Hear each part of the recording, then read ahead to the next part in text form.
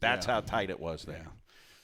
That's why it's awesome. I mean, we hated to miss that game because we're on the road. Usually we're able to make that game, but people love their sports in this area. All right, we're going to talk it over with Daniel Santa Catarina. Again, for those who don't know, how in the world was SEMO on his radar? He's from Northern Illinois. I know you coached there. Was there a connection there? I mean, how did you land this quality quarterback? It's a good question. You ask him. I think he just felt sorry for me. I went up on a home visit. His mom cooked me dinner, and I started crying and telling her that, I may be fired if Daniel doesn't come. And so maybe he could tell you that. But there's a long story behind it. But one thing about it, man, you don't come out of the womb like that. He has been raised and has been influenced by some amazing people. His brothers, very influential in his life, and they did a great job of raising him. I'm surprised he didn't grow up a soccer player, man. He's got all kinds of soccer players in his family. I wonder if he did play soccer. We'll have to ask him. He might be the worst athlete in his family. His mom looked pretty quick. I mean, if you're not even as good an athlete as your mom, I mean, I don't know what to tell you, but he can comment on that, I guess. And he probably won't let on, but you know how banged up he has been. I mean, he takes a helmet to the chin at Missouri, no flag, stitches. I mean, he comes off the field dragging one of his legs at Montana State, and he's still going out there. I don't know what he injured in the first series at Jacksonville, but he's holding his arm, and we're thinking, oh, is he coming back? Is he coming back out on the field? Yeah. I mean, how banged up has this guy been this year? Yeah, I mean, it's the same thing. It doesn't matter talking about it because it doesn't go anywhere, but that's what makes him great is he's tougher than everybody else. But at quarterback, you have to play through pain, and you have to get hit, get up, and put it away and get to the next play, and that's what he's able to do. He's great because he's tougher than everybody else. They've got him wrapped up like a mummy before games as he goes out there to play. We'll talk with Santa. We'll make an appearance here at the Coaches Show at Wings Etc. in Jackson. Quick timeout, back to talk with Daniel Santa Catarina on the Coaches Show on SEMO ESPN. Sports Bar, Wings Etc. in Cape and Jackson.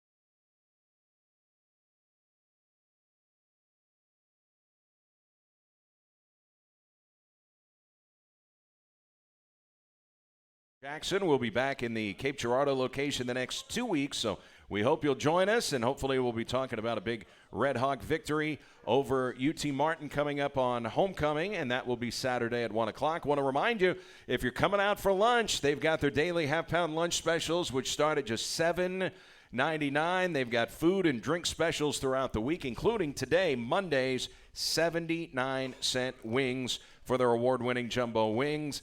They've got a terrific kids menu, Mom and Dad. They're open 7 days a week and late on the weekends because the games often run late. And the World Series starts tomorrow. You want to watch it in high def, you can do it right here at Wings in Jackson or in Cape Girardeau. Wings, etc. Good food, great time, home of the Coaches Show. Let's talk it over with Red Hawks quarterback Daniel Santa Catarina. How are you doing? Doing great. How are you? I'm great. Tell us about the feeling walking off the field, or just for you, you get to go into victory formation. So you take a snap, go to a knee. What did that feel like to take a knee on that final play and walk off that field and have knocked off the Gamecocks 2 years in a row? It was, offensively at least, was kind of a relief. The defense kind of carried us, and it just felt good to get the win. Obviously, it was a huge game for us, top 25 team, one of our rivals, and it was exciting. I think it was the first time we've done victory all year. We've either blown them out or lost, so it was good to do. Well, you go down to Jacksonville, and I don't know if you knew this or not. I'm sure the coaches don't sit and talk about it, but the only team ever to win down there is a 1964 Indian team, and obviously a lot has changed since then, but that was the only SEMO team that had ever won down there. Did you know that going in? No, I had no idea. So I saw it on people were talking about it afterwards. So school history. It's got to be cool to make school history. I mean, you guys you're putting more bricks in the brickyard, playoff wins, the whole thing. That's got to feel awesome. Yeah, it is. It's it's a program that's been around a while, and it seems like every couple of weeks there's a brick or there's a record broken, and it's a proud feeling to have, to be a part of that. How good are your wide receivers? They're awesome. A lot of work goes into that relationship you have with them on the field. You take time off the field and in the summer, building that relationship and the trust that they can go get the ball, and it's special. Aaron Alston, Santa, did not see a whole lot of playing time outside of special teams last year. He only caught, a season ago, 7 passes. But you're working with him in practice. You're seeing, his abilities. Did you know he was going to be this good? Yeah, I don't know he's going to be, this good. I knew he was going to be a stud. Last year, you could see it. He was just a little lanky last year. He had to, come into his body a little bit. And he worked really hard in the offseason, got real strong. And he's a beast out there this year, so it's good to have as a quarterback. It's awesome to be able to have one guy that if you're throwing the ball up for him, they're going to go get it. What's it like to have 2 guys like that? And usually they're on opposite sides. Yeah, it's nice. It's I don't know. It's got to be tough for the defense. So I like it. So what have you seen with the evolution of the offensive line? Because there were some times, Montana State, you had guys banging on you the whole time. It seemed like, early on you didn't have as much time to throw as these guys get adjusted to the speed of Division I football. 4 new starting offensive linemen. What have you seen? Because in the second half it seemed like they gave you just enough time to make some of these throws. Well, when you see pressure on the quarterback, that's not just the offensive line. The quarterback's just as much as at fault. So I think I'll take just as much blame as they're getting. That's not always the case in the media and everything. And so I had to do a better job. I had to improve my game, which ultimately will lead to more success and get rid of the ball quicker and stay in the pocket. And they did a good job. They tightened up in the second half and were able to get the job done. How many stitches did they put in your chin after the Missouri game, and could you believe that there was no flag on that play? There's 3 stitches, I think, right under the right side of my chin. I don't get surprised with some of the flags not thrown. Seems like they're hit and miss with those things, so it is what it is. Helmets to the chin, though, I kind of think that is not what they're looking for in the rule book. Yeah, if you're running off the field without a helmet on, it's probably a good sign you should have gotten a flag, but it is what it is. Okay, now, first half, it's raining. You have to wear a glove. How uncomfortable is that to wear a glove? How much did that affect you throwing the football on Saturday? No one's making excuses, so we would just – I mean, how different is it for you to throw a wet football with a glove versus not throwing, a wet football and not wearing a glove? Yeah, it's just something that's part of my game. I have to make adjustments. Everybody's got their weaknesses, and that's just one of mine. And the glove gives me more security on the ball, more of a feel for it. And we adjusted, and we won the game. We got the job done. So I walked out and coin tossed and shook their player's hand, their quarterback's hand. And his arms are down to his knees, and he's got these mitts on him. I'm like, this guy's not going to have any trouble today. But we figured it out. So yeah, their quarterback had Paul McRoberts size hands, man. I mean, just he's a big guy. That's a talented quarterback on that side of the field, isn't it? Yep. We're 2-0 against him though, so that's all that matters. Yep. So when they love that, undefeated against them, you went over 4,000 career passing yards. How good does that sound? It's a number. Something I'll look at probably after I'm done playing and recollect on it more. But at this point, I don't know. It's just a number. All right. Now, you heard Coach Tuke talking about the athletes in your family, and we're going to need to find out who is the best athlete. Your brother Michael was a linebacker at Northern Illinois University, where you played at quarterback. Your sister Jackie is now a retired soccer player, played for the Chicago Red Stars. Your sister Brianna played soccer at DePaul University. I mean, who's the best athlete? Each person probably has their arguments. I'm not gonna. I mean, I don't know. What was that like for your parents growing up? I mean, how could you be at all of these events? It's physically impossible. Yeah. Well, my parents, they were at Ohio on Friday. This is a common occurrence for every weekend. Watch my sister play. They won. They fly down to Jacksonville.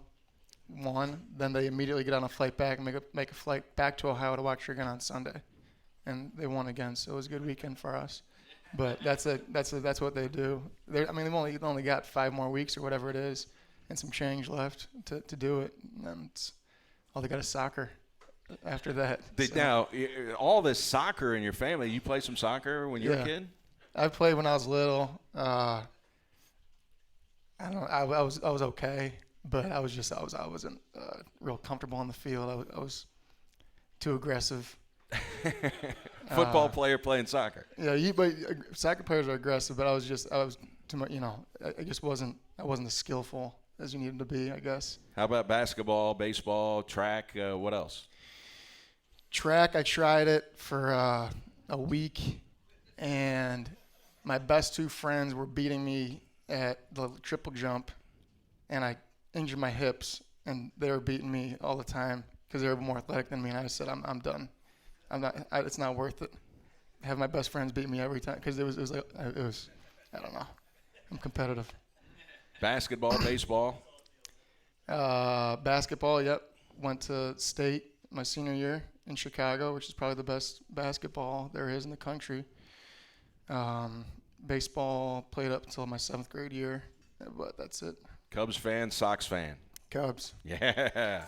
All right. It's unpopular here, but you've got support. You have support for the Chicago Cubs. So Geneva, Illinois, now that's a suburb of Chicago, right? Yep, about 40 miles west of Chicago. All right. Best Chicago pizza?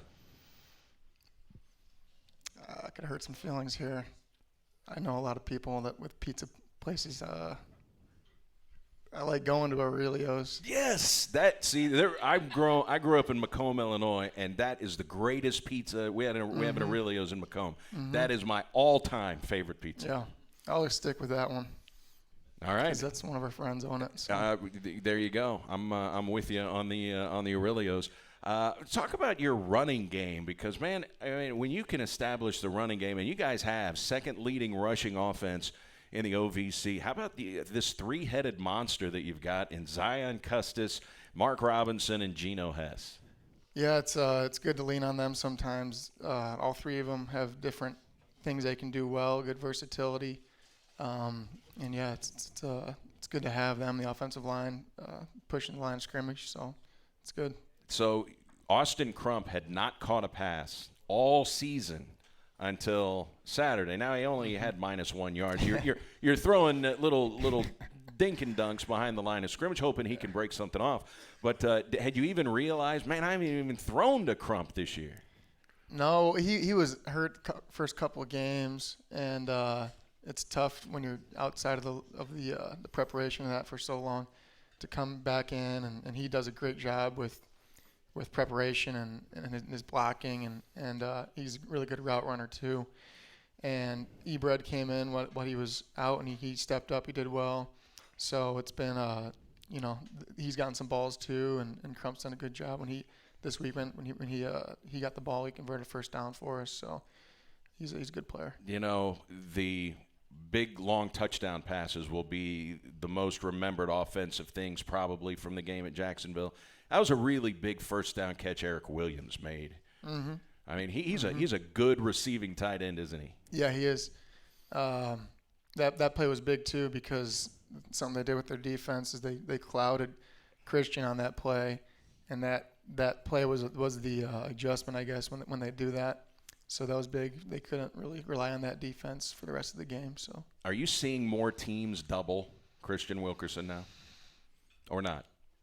No, they should. That's what I'm saying. But you can't really double team both of those guys, though, right? No, you can't because then we'll run wild. But yeah, that maybe might be in the future, but at the moment, no. So what are your thoughts when they decide, hey, we're going to run Wildcat? Santa, you're out. It's part of the offense, and usually it's a good play. I think there's a penalty on the play, but it's only a short yardage situation, and it's usually successful. It's either a touchdown or first down, so it's all good. Have you ever been as banged up in any season that you played football as you have been this year? Yeah, I've had surgeries, so I've been worse. It's just football. That's what it is. Well, I see you walking off after the first series, and you're holding your hand or your arm. We really couldn't tell, and you didn't miss any snaps. You were right back out there for the rest of the football game. What was it on Saturday when you kind of left, and we were all kind of in the balance? Is he coming back? It was just a jammed wrist, and kind of just rub some dirt on it and get back out there. It's not hanging off or anything. How can a jam wrist affect a throw? It made it a little difficult, but it was after a quick series and got it warmed again. It was all good.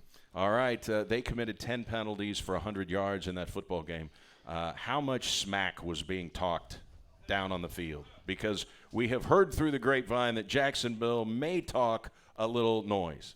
There was one guy that continued to be in my ear all game. I was just so annoyed. I don't know. By the end of the game, I was jaw-jacking back at him because we were just running by him going to the end zone. But how often sometimes in a game do you just have to say scoreboard? If we're up quite a bit. All right. Now, the way that I don't know how often, if you even look at the schedule, if you even pay attention or you're just focused on your next opponent, I can understand that. But fans and media, we're looking at the schedule saying, man, the toughest opponents, the teams that are ranked highest in the conference remaining on your schedule, UT Martin and Eastern Kentucky, have to come here. The teams that are at the bottom of the conference, EIU, Tennessee State, who picked up a big win over Austin Peay, those are road games going back. If you guys take care of business, you control your own destiny right now. I mean, do you look at that? Do you talk about that? I think everybody's looked at it. We don't necessarily talk about it. We just talk about our next opponent.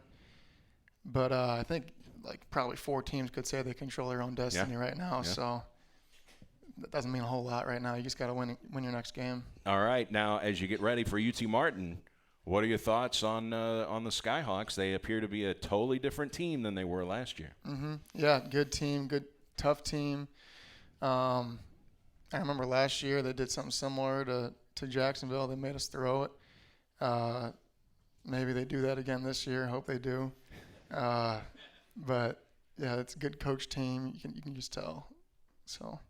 Well, as you get ready to go into this game, it's going to be your last homecoming game as a collegiate football player. What are you hoping for on Saturday? Obviously, you want to win the football game, but man, talk about what you feel when the stadium is like it was with SIU. When the stadium's electric, when the fans are into it, when it's a big crowd. How is that different than maybe when at Jacksonville it's raining and there aren't very many people there? It gives you a little confidence boost. Gives it just more noise. It's tougher for their offense. Just gives you a little bit more support, I guess. It's awesome. So we need a big crowd. All right. It's going to be 1 o'clock on Saturday. Are you a Aurelio's sausage guy? I'm sausage guy. Anything. Okay. Anything. All right. Aurelio's Pizza. Google it, kids, if you don't know what Aurelio's Pizza is. Thanks so much for the time, Santa, and we'll see you Saturday. Best of luck against UT Martin. Thank you. Daniel Santa Catarina, Redhawks all-conference quarterback, joining us here on the Coach's Show. Back to wrap it up with Coach Took. Talk about the big homecoming game coming up. This is the Redhawks Coach's Show from Wings Etc. in Jackson.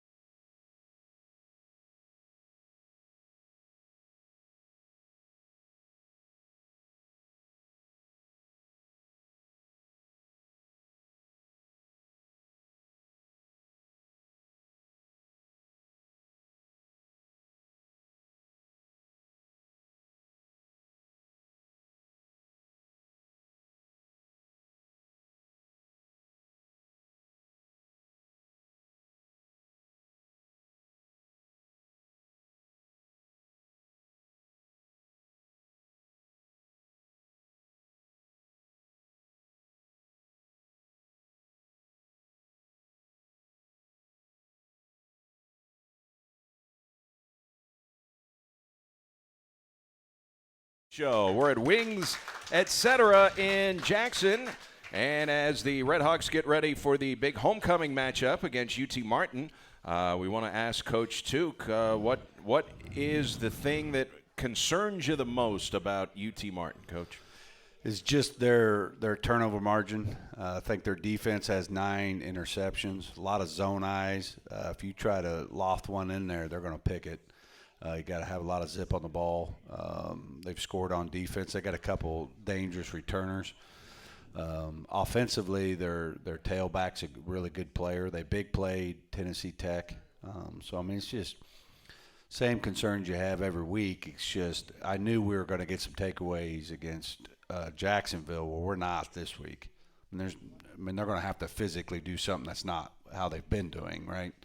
And so we gotta line up and beat them. And so that's my message is just make sure, last week after Austin P, we didn't listen to the people, and then this week we can't listen to all the sugar-coated lies from you and everybody else, right? it comes down to preparation. If you want to play good, you got to prepare and you got to be relentless. A lot of distractions for players during homecoming. And so you got to be able to, eliminate everything that's pulling you away from the focus of being at your best on Monday, Tuesday, Wednesday, Thursday, Friday, so we can have a great Saturday. Okay, you heard homecoming's a lot funner when you win it. Yes, it is. You heard Santa say, well, last year they really tried to get us to throw the football, gonna slow the run down. Well, getting ready to go into this game, only Austin Peay is better against the run than UT Martin in the OVC. Do you expect them to load the box like the Gamecocks did? Yeah, absolutely. The thing is, I'm not going to get into what they're going to do. We're going to prepare for both. The good thing is we have balance. We can throw it and we can run it.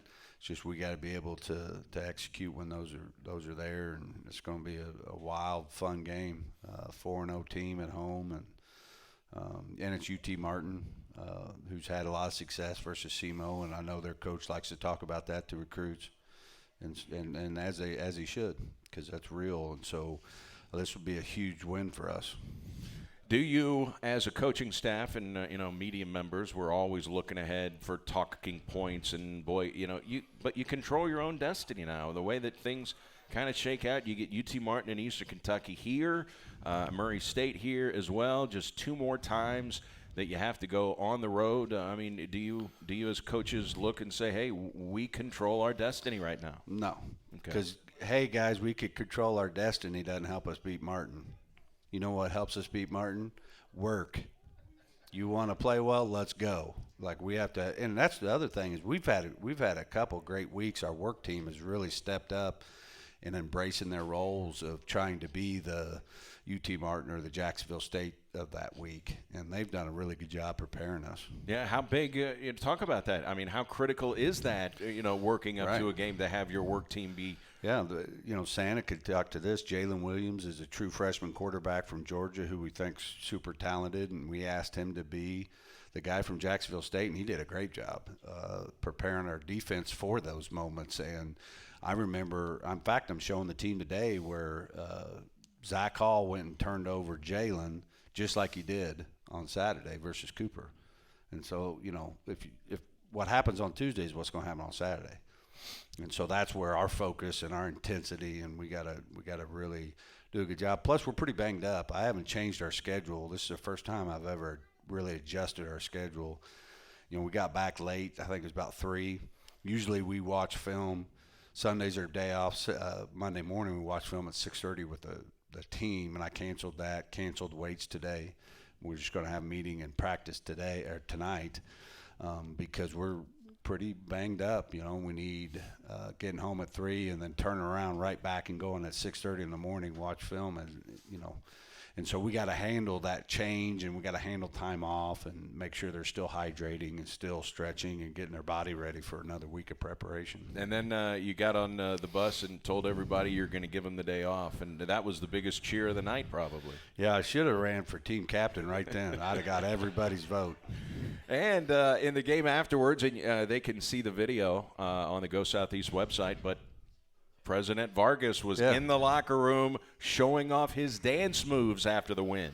Yeah, I brought him in there. He'll probably be mad at me. I got all these videos of him, but him and Pam was there. We had a lot of parents and all the administration was there, and it feels good when you're supported. And Pam and Carlos do a great job supporting athletics, and I know they're actually huge fans of soccer. And it's kind of fun to see that those people appreciate the work you do. That is Coach Took. We're going to see you over at Houck Stadium. And don't forget, on Friday night at Houck Stadium, the soccer team 2 wins away from the OVC championship and hosting the postseason tournament. They need your support. Jacksonville will be here Friday, and then Sunday, Tennessee Tech Senior Day with a chance to clinch the OVC championship for the seniors. Man, what a weekend it could be at SEMO. And 1 o'clock on Saturday will be the homecoming game. We'll see you over there, Coach. Thanks so much. Go Red Hawks. All right, that's Coach Took. Thanks to Daniel Santa Catarina for his time as well.